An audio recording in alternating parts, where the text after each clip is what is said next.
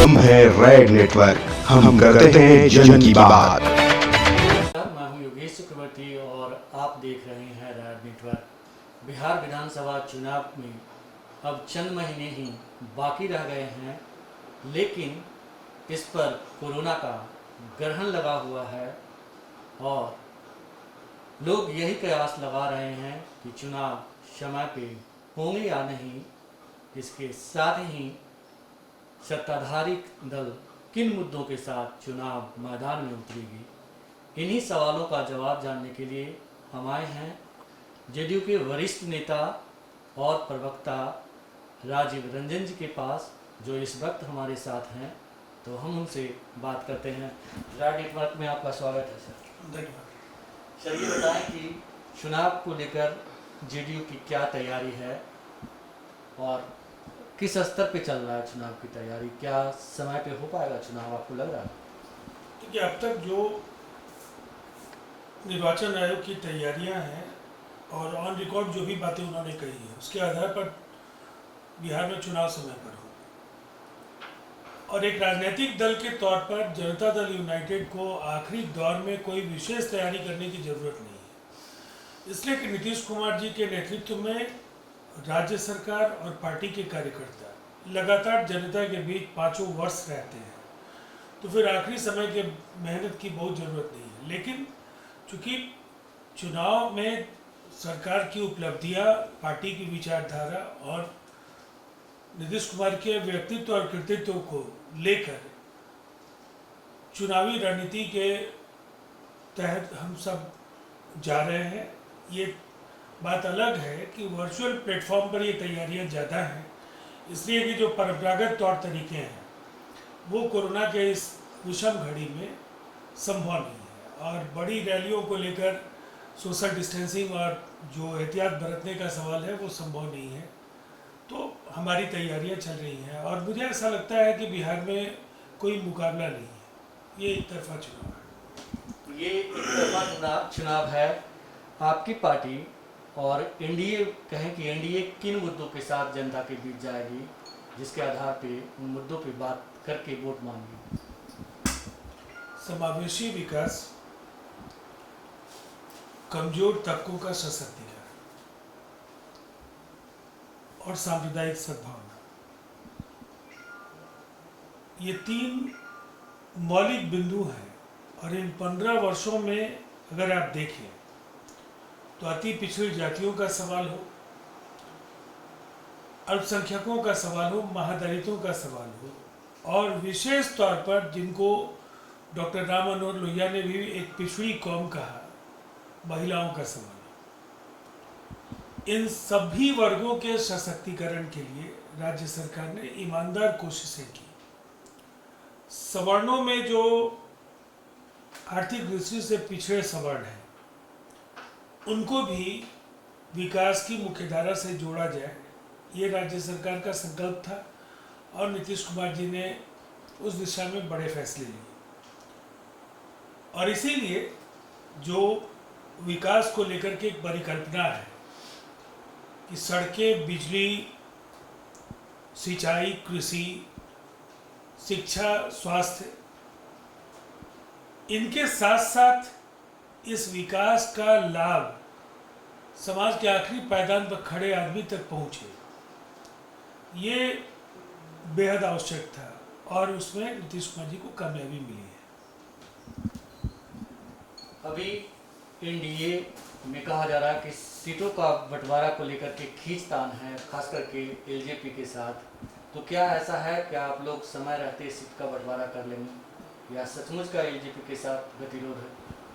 कहीं कोई गति अवरोध नहीं है और लोकसभा चुनाव में भी लोग देख चुके हैं कि पहले हमारे अलायंस ने ही सीटों पर भी तैयारी की, कौन किस सीट पर लड़ेगा ये सारी चीज़ें तय होगी। और इसीलिए इस बार भी कहीं कोई असमंजस नहीं है। चुनाव के समय में अलग अलग पार्टियों की अलग अलग बातें रहती हैं, लेकिन अंततः सर्वानुमति से जब फैसले हो जाते हैं तो पूरा अलायंस चुनाव में कार्यकर्ताओं के साथ जूझना शुरू करेगा और इसीलिए ऐसा कुछ भी नहीं है जिस पर बहुत चिंता करने की जरूरत है।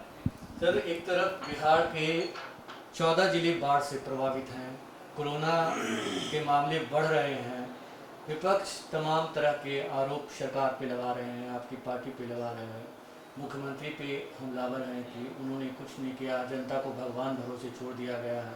क्या कहेंगे आप? देखिए, आपदा के साथ जो बिहार का रिश्ता है 2006 से 2015 और 2015 से 2020 के बीच, जो राज्य में प्राकृतिक आपदा की वजह से परेशानियां आई, हर बार आपदा प्रबंधन की दृष्टि से सर्वश्रेष्ठ मॉडल बिहार कर रहा है।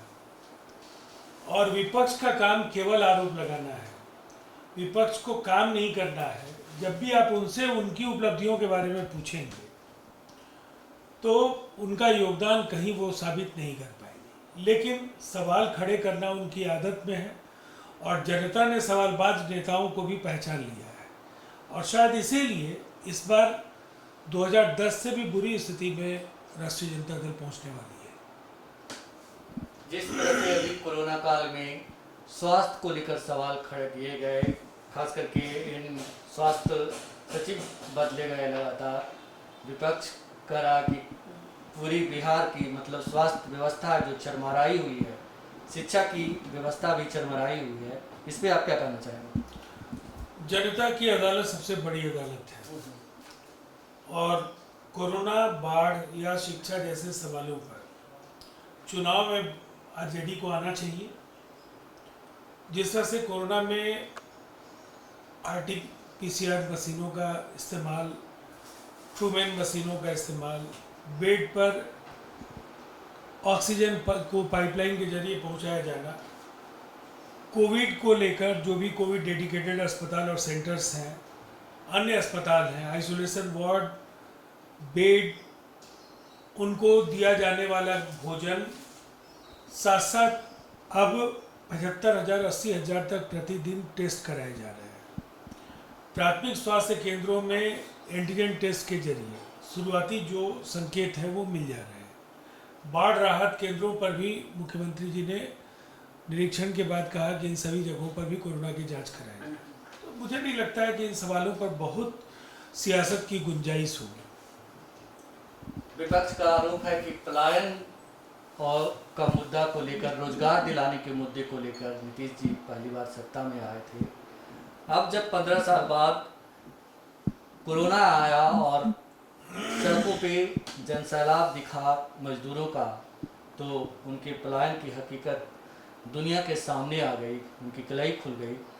क्या सचमुच मुख्यमंत्री जी जो है पलायन रोकने में कामयाब नहीं रहे, बिहार की गरीब गुरबा लोगों को रोजगार देने में कामयाब नहीं रहे?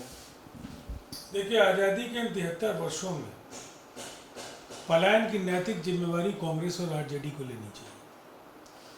भाड़ा समानीकरण के एक फैसले ने बिहार के भाग्य में पिछड़ापन दर्ज कर दिया, इसलिए कि बिहार में जो उद्योग धंधे थे, कल कारखाने थे, वो इसलिए नहीं लग सकते थे कि जो हमारे यहाँ माइंस एंड वेंडर्स जिस दर पर मिलना था, ट्रांसपोर्टेशन को सब्सिडाइज करके पश्चिमी भारत और दक्षिणी भारत में उसी दर पर वो मिल रहा था। और इसीलिए कोस्टल इलाकों में और साउथ इंडिया में बड़े पैमाने पर उद्योग बने, जिनके खनिज और अयस्क बिहार में थे।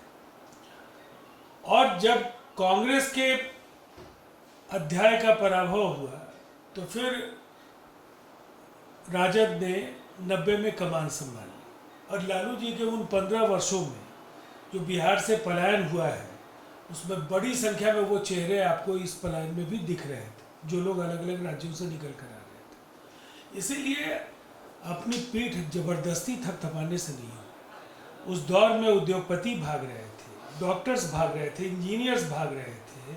अगले दिन सुबह का सूरज वो देख पाएंगे कि नहीं देख पाएंगे, इसका भरोसा नहीं था। और उस कोराम और उस मुश्किल दौर से बिहार को निकालकर नीतीश कुमार जी ने यहाँ पहुँचाया। इसलिए जनता जानती है कि सच और झूठ का फर्क क्या है। लेकिन सर, जिस तरह से जनता भी नीतीश जी के 5 साल के कार्यकाल को अब तक का बिहार का सबसे सर्वश्रेष्ठ काल मानती है, कहती बहुत अच्छा काम उन्होंने किया, लेकिन एक बड़ी संख्या है जो मुख्यमंत्री नीतीश जी के 10 साल के कार्यकाल पे कहीं ना कहीं सवाल उठा रही है। क्या आपको लगता है कि आने वाले चुनाव में एंटी इनकम्बेंसी का फैक्टर का जो होता है उसका सामना करना पड़ेगा? 2015 से ज़्यादा बड़ी संख्या में हम लोग चुनाव जीतेंगे और हमारे आंकड़े 2010 से भी बेहतर हो सकते हैं। तो चुनाव जन भावनाओं का प्रतीक होगा। जनादेश बताएगा कि आरोप लगाने वाले लोग कहाँ हैं और नीतीश कुमार जी के नेतृत्व में एनडीए कहाँ है। जिस तरह से विपक्ष खास करके यूथ को लेकर के दरोगा भर्ती परीक्षा और तमाम तरह के एग्जाम में भ्रष्टाचार का आरोप लगाता है, धांधली का आरोप लगाता है, तो इस पे आप बिहार की जनता से क्या कहना चाहेंगे? क्या ये आरोप बेबुनियाद है? छात्र भी सड़क पे उतरे रहते हैं, क्या कहेंगे आप? पूरी तरह से पारदर्शी और निष्पक्ष तरीके से परीक्षा संचालित किए गए हैं और विपक्ष के उकसावे पर अगर कुछ लोग आंदोलन कर रहे हैं तो उन्हें उस दौर को जरूर याद कर लेना चाहिए जो लालू जी ने 15 वर्ष बिहार को दिए हैं। और इसीलिए ये आरोप प्रत्यारोप के सिवाय राजद और कांग्रेस जैसी पार्टियों के पास कुछ नहीं है। लेकिन फर्क बिहार में 15 वर्षों का लालू जी के कार्यकाल का और 15 वर्षों के नीतीश कुमार जी के कार्यकाल का क्या है, ये कहीं ना कहीं इस चुनाव में सबसे बड़े गेम चेंजर के तौर पर इसकी भूमिका है। क्या आपको लगता है कि जिस तरह से सीएए एनआरसी के मुद्दे पे आपकी पार्टी का स्टैंड रहा है उसका नुकसान उठाना पड़ेगा आने वाले चुनाव में? मुस्लिम समुदाय का एक बड़ा तबका आपसे छिटक जाएगा। सीमांचल में अभी लोकसभा चुनाव हुए हैं और लोकसभा चुनाव में सीमांचल की एक सीट को अगर छोड़े तो न केवल सीमांचल, पूरे बिहार में अल्पसंख्यक पिछड़ी जातियों के लोग और पूरे बिहार में नीतीश कुमार जी को वोट किया। और जिन मुद्दों की बात आप कर रहे हैं ये सारे मुद्दे 2019 में जनता की स्वीकृति के लिए उनके समक्ष रखे गए। इसीलिए अब ये इस विवाद पर कोई सियासत की गुंजाइश नहीं। जी जी जी सर, एक बड़ा सवाल ये होता है कि अमित शाह जी ने सीएम नीतीश जी के नेतृत्व में चुनाव लड़ने का ऐलान कर दिया है, लेकिन बहुत सारे ऐसे राजनीतिक लोग हैं जो कहते हैं कि चुनाव नेतृत्व में किसी का लड़ना और फिर से मुख्यमंत्री होना दोनों दो चीज़ है।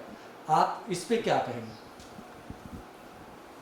लोगों को पता नहीं, हर सवाल में कुछ ना कुछ निकालने की आदत है, लेकिन नीतीश कुमार जी के नेतृत्व में एनडीए की सरकार बनेगी, प्रचंड बहुमत के साथ बनेगी और विपक्ष का पूरी तरह से सुपड़ा बिहार में साफ होगा। आप कह रहे हैं विपक्ष का सुपड़ा साफ हो जाएगा। विपक्ष कह रहा है कि सत्ता पक्ष के पास कुछ बताने को नहीं है, इसलिए ये लालू राबड़ी के शासनकाल का राग रखते हैं। इस पे आप उनको क्या कहना चाहेंगे? मैंने आपको कहा कि उनके शासन के 15 वर्ष और हमारे शासन के 15 वर्ष, इस पर किसी बहस के बजाय जनता के बीच जाकर सर्वेक्षण करा लें, उनको फर्क का पता चल जाए। जिस तरह से बिहार में नीतीश जी के ही 5 साल के शासनकाल को लेकर के और मौजूदा जो टाइम है उसको लेकर के क्राइम के ग्राफ का आंकड़ा पेश किया जा रहा है। कहा जा रहा है कि क्राइम काफ़ी बढ़ चुका है बिहार में और नीतीश जी क्राइम रोकने के लिए जाने जाते हैं। आखिर क्या वजह है कि आंकड़ा बढ़ता जा रहा है? आंकड़ा नहीं बढ़ा है, इसलिए कि एनसीआरबी के जो आंकड़े हैं आज भी प्रति लाख संज्ञेय जो अपराध के मामले हैं उसमें बिहार 23वें नंबर पर है। और इसीलिए विपक्ष केवल आरोप लगाना जानता है, ना उसे एनसीआरबी का पता है, ना आंकड़ों का तुलनात्मक वो अध्ययन करते हैं। जब उनके समय में 118 नरसंहार हुए, जातीय हिंसा से बिहार झुलस रहा था, आपराधिक गिरोहों और बाहुबलियों का आधिपत्य था, अगर उसको वो बेहतर दौर मानते हैं तो मुझे लगता है अगर उन्हें लज्जा नहीं आ रही अपने उस कार्यकाल पर तो जनता को फैसला करने दें कि क्या दोनों का फर्क है। क्या राजीव रंजन जी एक बार फिर दीघा विधानसभा क्षेत्र से दीघा की जनता की सेवा के लिए मैदान में उतरेंगे? देखिए, ये तो पार्टी को निर्णय करना है और एक कार्यकर्ता के तौर पर पार्टी का जो भी निर्णय होगा, जो अलायंस का निर्णय होगा, उस फैसले के साथ हम। जिस तरह से विपक्ष आरजेडी मतलब तेजस्वी यादव को मुख्यमंत्री के तौर पे प्रोजेक्ट कर रहा है और आप कह रहे हैं कि जो नीतीश जी दोबारा लौट रहे हैं, फिर से लौट रहे हैं, इस पे आप क्या कहेंगे? जब मैं ये कह रहा हूँ तो उसका अर्थ बिल्कुल साफ है कि उन्हें नेता प्रतिपक्ष बने रहने के लिए जितने एमएलए की जरूरत होगी उतने एमएलए भी जिता कर नहीं आ पाएंगे। सरकार बनाना तो दूर है, नेता प्रतिपक्ष की कुर्सी पर बने रहना उनके लिए असंभव है। राज नेटवर्क से बात करने के लिए आपका बहुत शुक्रिया। तो ये थे जेडीयू के वरिष्ठ नेता और प्रवक्ता राजीव रंजन जी, जिनका कहना था कि विपक्ष चाहे जितना भी शोर शराबा मचा ले, लेकिन सच क्या है इसका फैसला बिहार की जनता करेगी और आने वाले विधानसभा चुनाव में विपक्ष के नेता तेजस्वी यादव बने रह पाएंगे, इसमें भी शंका है। योगेश चक्रवर्ती, राज नेटवर्क, पटना। हम हैं रेड नेटवर्क, हम करते हैं जन की बात।